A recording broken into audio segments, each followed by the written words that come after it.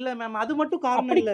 வேற என்ன மேடம்? வேற இந்த மறுவீடு போயிட்டு வரதுக்குள்ள அந்த மேக்கப் அழிஞ்சிருச்சு அப்படின்னு சொல்றாங்க மறுவீடு. மேம் இதுக்கு எனக்கு புரியல. எனக்கு நீங்க இவ்ளோ அப்படி குடுக்குற காசுக்கு இருக்கிற எல்லா மேக்கப் தூக்கி உங்க மூஞ்சில அப்பி விடணுமா? இல்ல மேம். எனக்கு புரியவே இல்ல மேம். இல்ல இதெல்லாம் வந்து நீங்க வந்து ஃபர்ஸ்ட் ஆரம்பத்திலேயே சொல்லிருக்கணும். இல்ல மேம். நான் நீங்க வந்து பேமெண்ட்ட வந்து நிறுத்தி வச்சுட்டு எங்க சித்தி சொல்றாங்க, ஹஸ்பண்ட் பேச சித்தப்பா சொல்றாரு, ஹலோ மேடம். எங்க அப்பாக்கு 2 ஒய்ஃப் இருக்காங்க. அவங்களோட தங்கச்சி சொன்னாங்க நீங்க சொல்லக்கூடாது.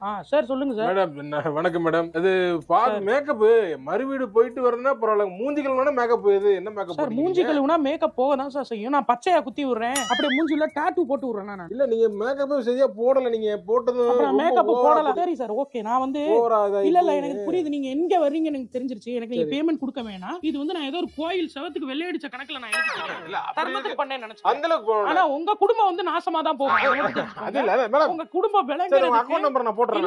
இல்ல நான் சொல்றேன். பொண்டாட்டி அடுத்து ஏதாச்சும் ஃபங்க்ஷன் வர்றதுக்குள்ள எவன் கூடயாச்சும் ஓடி போகல.